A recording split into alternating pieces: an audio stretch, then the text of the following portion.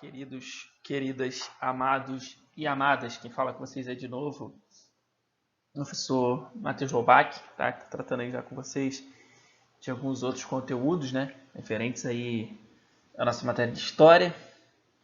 E hoje a gente, na verdade, a gente vai falar sobre um tema pouco falado, né? Que é justamente a participação brasileira na Primeira Guerra Mundial, né? Porque muita gente fala-se muito sobre a participação do Brasil na Segunda Guerra, né? O envio de tropas para a Itália, a Força Expedicionária Brasileira, mas acaba-se de fato se esquecendo um pouco de que o Brasil participou também da Primeira Guerra Mundial. Verdade é que teve uma participação mais tímida do que na Segunda, né? Na Segunda Guerra Mundial o Brasil teve uma participação muito mais efetiva, muito mais agressiva do que de fato na Primeira, até porque na Primeira o Brasil demorou muito a declarar guerra para a Alemanha. E essa demora, inclusive, tem, né, vários fatores pelos quais o Brasil demora para declarar essa guerra, mas enfim, isso aí a gente vai ver mais para frente nos próximos slides. A primeira questão que a gente, obviamente, sempre começa nossas aulas discutindo é a data histórica, né, do dia. Hoje aí é 18 de abril, o dia que eu estou gravando, 18 de abril de 1955. É a nossa data histórica, porque foi no dia 18 de abril de 1955 que teve início oficialmente a Conferência de Bandung, né? Conferência de Bandung, aí, realizada, obviamente, em Bandung, que começou a marcar a posição dos países não alinhados durante a Guerra Fria, né? Aqueles países que escolheram não se aliar nem aos Estados Unidos e nem mesmo à União Soviética, né? Foi a escolha deles aí, que inclusive acabou formando o termo que a gente entende hoje como Terceiro Mundo. Então, hoje, dia 18 de abril de 1955, aí no século XX, esses países estavam reunidos para justamente definir os seus planos de independência, né, para buscar a independência da Europa, porque a maioria deles era território europeu, então buscando a sua independência da Europa, e ao mesmo tempo aí formar a confederação, a formação dos países não alinhados. Mas enfim, vamos começar a falar sobre o Brasil na Primeira Guerra, né, na Grande Guerra, que ela só se torna a Primeira Guerra depois que teve a Segunda. Mas enfim, essa guerra que aconteceu aí entre os anos de 1914 e 1918, né? Como vocês já viram aí nas aulas de história geral, é uma guerra nacionalista, uma guerra formada principalmente pelo caso da questão do imperialismo e a busca pela hegemonia industrial do mundo. Então o Brasil... A primeira coisa que a gente tem que entender desse Brasil aí é justamente como é que o Brasil estava, como o país se encontrava em 1914. Para isso a gente tem que voltar um pouquinho ali em 1910. Porque o que acontece? A gente tinha tido 3 presidentes mineiros. Prudente de Moraes, Campos Salles e o Rodrigues Alves. Depois a gente teve 3 presidentes paulistas. Depois a gente tem o presidente mineiro, que foi o Afonso Pena, que morreu no último ano, né, do seu mandato, e assume o Nilo Peçanha, o seu vice. Depois que sai o Nilo Peçanha, quem vence a eleição não é nem de São Paulo nem de Minas. Quem vence a eleição é do Rio Grande do Sul, o Marechal Hermes da Fonseca.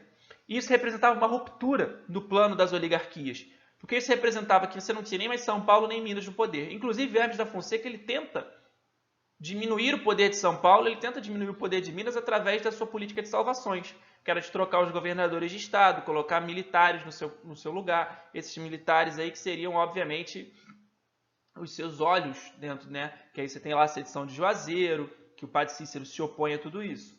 Mas, enfim, para poder solucionar isso e evitar que você tivesse um político de outro lugar vencedor, o governador de São Paulo, junto com o governador de Minas, em 1913, na cidade de Ouro Fino, eles fixaram, aí eu estou até sublinhando, o chamado Pacto o Pacto de Ouro Fino. Que aí, dentro desse pacto, o governador de São Paulo e Minas assinaram a alternância de poder entre eles. Ou seja, os estados se comprometeram ao seguinte: caso o presidente fosse paulista, o próximo presidente indicado seria um presidente mineiro. Caso o presidente fosse mineiro, o próximo presidente indicado seria um presidente paulista. Então, eles fixaram oficialmente a troca de poder entre São Paulo e Minas Gerais. O que a gente chama de República do Café com Leite, né? Aquela troca entre os dois foi oficializada aí em 1913. E aí venceu a eleição esse rapaz aí, ó, Venceslau Braz de Gomes, político representante das oligarquias de Minas Gerais, e alguém que tinha um certo destaque político em Minas, mas não era um grande político no quesito nacional. E os grandes destaques do governo do Venceslau, que foram de 1914 a 1918, são justamente as relações de política externa, principalmente referente à guerra. Porque internamente não tem muita coisa para a gente falar. Porque internamente ele tem um governo tranquilo, né? Internamente aí o Brasil estava relativamente bem economicamente, o Brasil estava conseguindo produzir café legal, estava vendendo bem, mas ele acaba que aí em 1917 o governo dele passa por umas certas turbulências. Mas isso tudo normalmente no quesito internacional, porque como eu já disse, internamente não tinha muito problema. Então, você tem um governo tranquilo, se retomam as atividades políticas do Brasil, que seriam justamente as atividades políticas que estão aí, são uma referência à troca de poder entre São Paulo e Minas Gerais. E aí a situação começa a andar de boa, até que a guerra que está lá na Europa, por que a gente diz que uma guerra é uma guerra mundial? Quando ela passa a afetar a economia de todos os países do mundo. Então a guerra começa a afetar o Brasil em 1917. Primeiro que você passa a ter uma crise do café, tá? Por que uma crise do café? É o que a gente chama de crise de superprodução. Porque cada vez mais, como o café era o produto mais rentável que a gente tinha dentro do Brasil, a gente produzia mais. Você tinha cada vez mais pessoas produzindo café.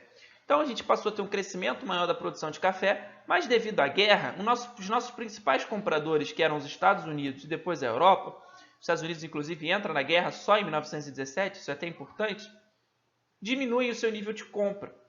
Como diminui o seu nível de compra, isso significa que a gente tem muito café que não consegue ser vendido. Então o Brasil tem um crescimento da produção cafeeira, mas esse café não consegue ser vendido. Então tem muito café sobrando, o preço dele começa a cair. Ao mesmo tempo, a gente passa a ter uma tentativa de substituição de importações, ou seja, o que a gente comprava importado da Europa, que era basicamente produtos industrializados, a gente não podia mais comprar. Por que a gente não podia mais comprar? Porque a Europa não estava mais produzindo nada.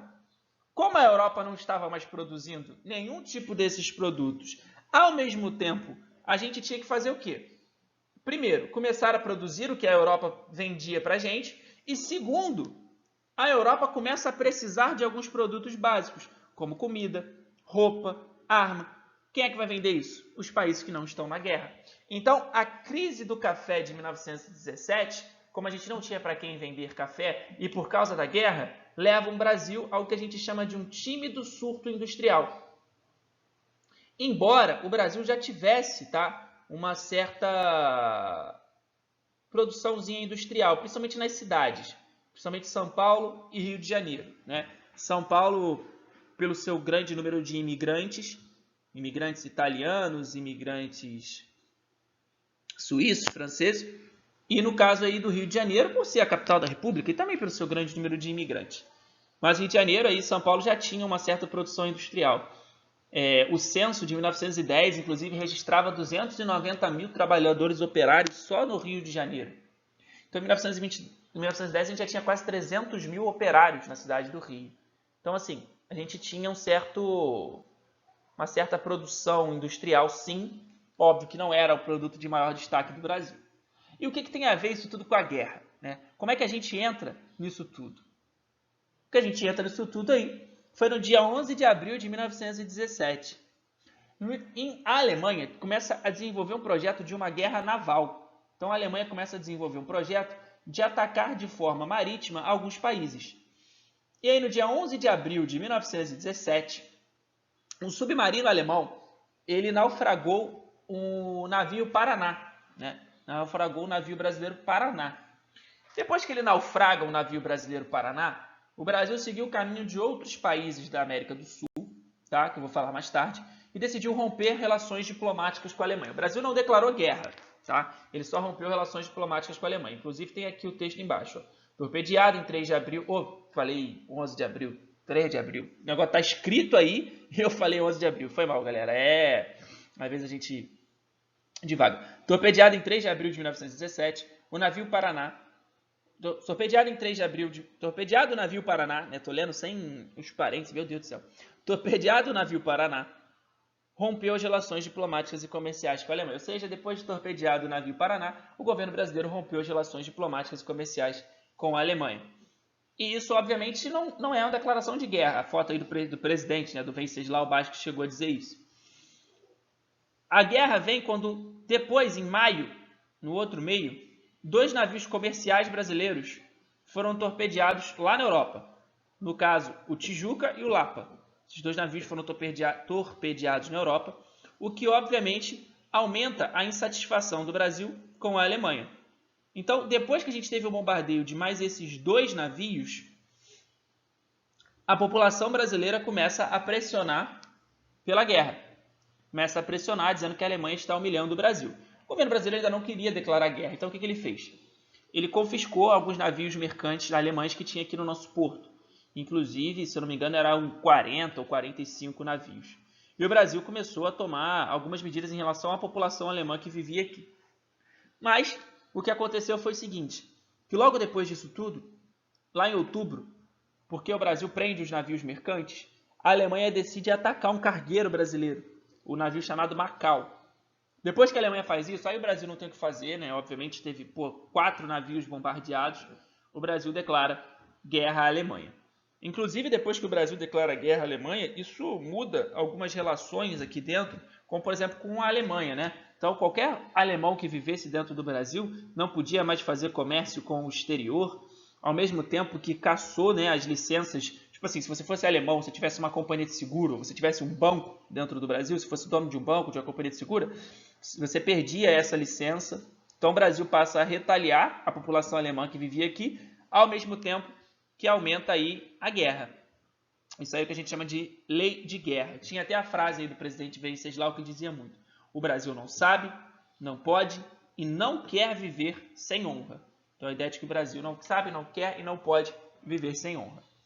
Na verdade, o Brasil ele foi o único país, né, da América do Sul a declarar de fato guerra à Alemanha. O Brasil declarou guerra em outubro de 1917. Se eu não me engano não, né, oficialmente aí, Bolívia, Equador, Uruguai e Peru só romperam relações diplomáticas e Chile, México, Venezuela, Paraguai e Argentina ficaram neutros durante a guerra. Então o Brasil declara guerra à Alemanha no final de 1917 e decide enviar tropas aí em 1918. E aí o que tem a ver, né? Obviamente, questão de indústria com guerra. O que tem a ver a indústria brasileira com a questão da participação? Que embora o Brasil não tenha participado de fato, né? Isso é muito curioso, porque o Brasil ele rompeu relações diplomáticas com a Alemanha. Ele manda tropas para lá, mas essas tropas brasileiras elas iam passar em Dakar. Eles passam em Dakar e depois iam para os países ibéricos ali, né? Para a Espanha e para Portugal. Só que quando chega em Dakar, os integrantes, tripulantes brasileiros ficam todos doentes e aí demoram mais tempo para ir para a Espanha. E aí quando a gente finalmente chega na Espanha, a guerra já tinha acabado. Então o Brasil não chega... Ele chega a declarar guerra, chega a mandar tropa, mas ninguém chega de fato a lutar. Inclusive vocês podem ver aí o jornal da época, né? Tá vendo aí? Um submarino alemão torpedou o Macau e levou como refém o seu comandante, tá vendo? Então, é o que eu estava falando aí para vocês aí, o torpedear o navio Macau. Enfim, então o submarino alemão torpedeou o Macau e levou como refém o seu comandante. Então o Brasil, ele acaba entrando na guerra aí em 1917. 1917, mas as tropas só foram enviadas em 1918. A questão é que isso gera, obviamente, que a indústria brasileira se volte para a guerra. Como eu disse, uma predominância industrial, principalmente no Sudeste, tá? E aí, por que a gente teve um pequeno surto industrial? Porque, como eu disse, São Paulo tinha esse alto número de imigrantes, né? Era a região com o maior número de imigrantes do Brasil, e esses imigrantes aí, obviamente, já também acostumados com o trabalho operariado, né? Esses imigrantes que vinham da Europa, que já conheciam as indústrias, que já sabiam como funcionava a questão do trabalho dentro das fábricas. E aí, a situação começa a melhorar para o Brasil quando a gente começa a fazer a substituição de importações. Ou seja, a gente começa a produzir o que antes a gente comprava com a Europa. Entendeu? Então, o que antes a gente comprava com a Europa, a gente começa a produzir. Como principalmente aí, ó, a gente começa a vender para lá carne. a indústria, né, a agropecuária brasileira na época foi o que mais cresceu. Foi o que mais cresceu porque os europeus precisavam cada vez mais de produção de carne para poder alimentar suas tropas dentro da Europa. Então, como eles precisavam alimentar suas tropas, compravam a nossa carne. Inclusive, em 1917, a produção de carne superou a produção de café. Quer dizer, 1918. Então, a gente teve um crescimento das exportações de carne, ao mesmo tempo que a gente teve um aumento nas produções de roupas, para também vender para a Europa e para, obviamente, também produzir coisas que fossem aqui do Brasil. Então, a gente teve aí, principalmente, duas indústrias que cresceram muito. A indústria têxtil, teve também a indústria bélica, né, de produção de armas, de produção de munição, e a questão da carne. A carne, inclusive, como eu disse, em 1918 superou as exportações de café. Então, esse aumento, né, das indústrias dentro do Brasil acaba gerando também um aumento do operariado, né, aumenta o número de trabalhadores dentro das fábricas. Um dado interessante, até curioso, é que a Primeira Guerra Mundial que produziu as cores do Flamengo, né, atuais, né, o preto e vermelho, porque o Flamengo ele utilizava o azul e o amarelo, e aí depois o Flamengo passou a utilizar preto, vermelho e branco. Só que preto, vermelho e branco eram as cores do exército alemão. Aí começa a ficar feio, porque a galera começa a criticar o fato do Flamengo utilizar as cores do exército alemão. Aí para poder mudar isso, o clube de regatas do Flamengo tira o branco, para obviamente diminuir a crítica social que estava recebendo por causa das três cores. Aí passa a usar só o preto e o vermelho, que é utilizado até hoje, né? Essa roupa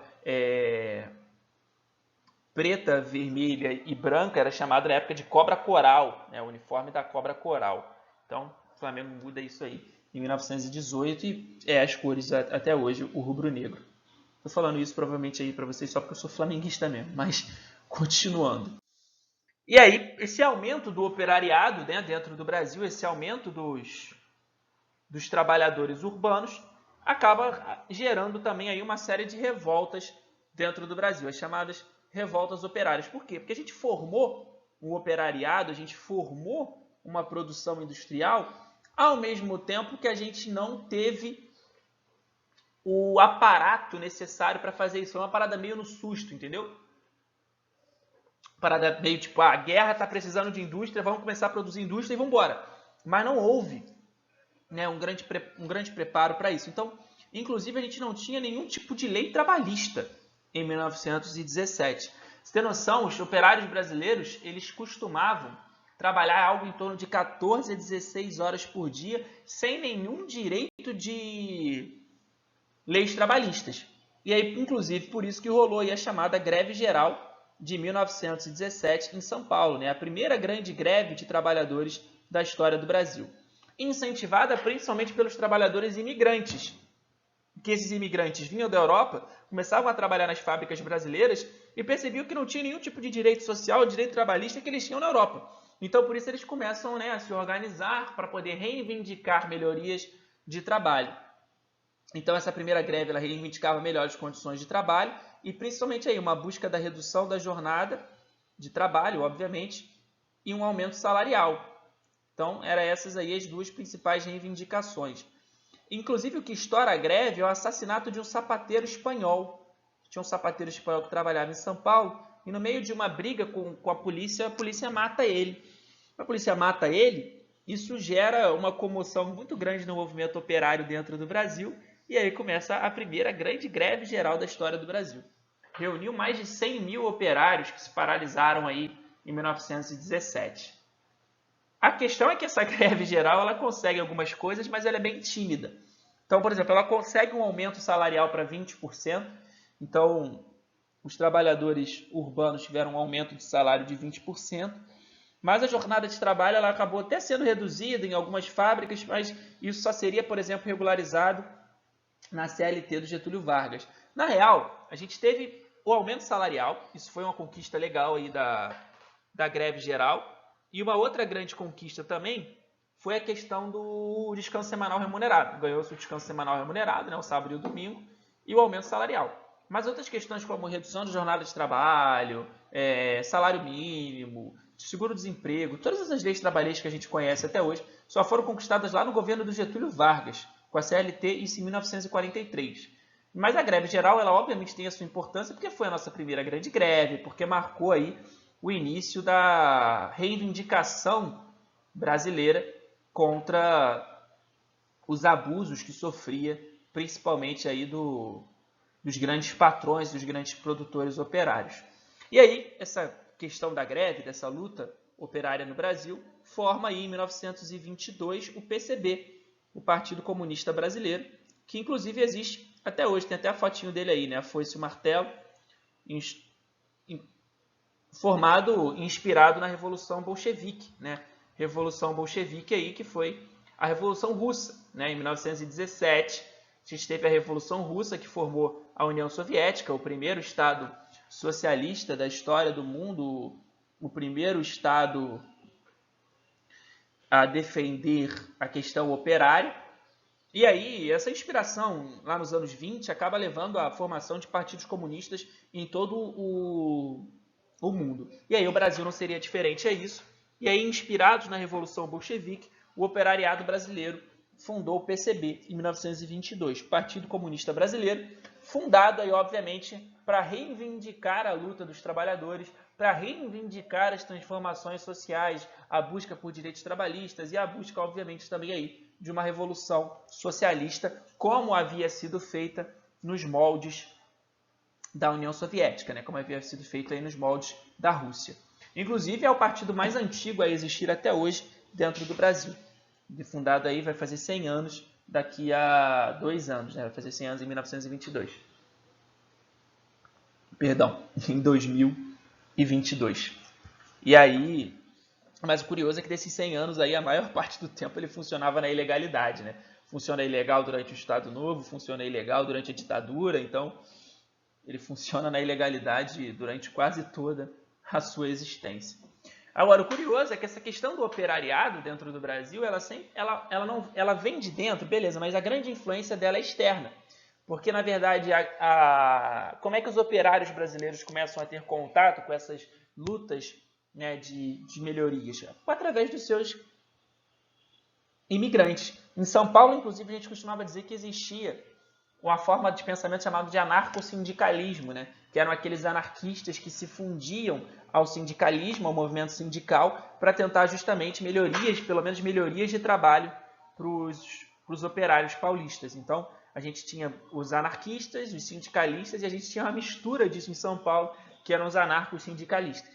E o governo percebeu isso, né? Tanto que a última coisa que eu tenho para falar, que é essa OBS aí, que no Brasil, desse período, a questão social sempre foi tratada como caso de polícia, né? A questão social, a luta por melhorias, sempre foi tratado como algo a ser reprimido, como é o caso lá das revoltas rurais, Canudos contra o Estado, a sedição de Juazeiro, Cangaço, ou as revoltas urbanas, como a Vacina, a Chibata. A greve geral de 1917 também pode ser entendida como uma dessas revoltas urbanas, né? Tanto a greve geral como a Vacina contra a Chibata. A formação do PCB, de certa forma, também é uma revolta.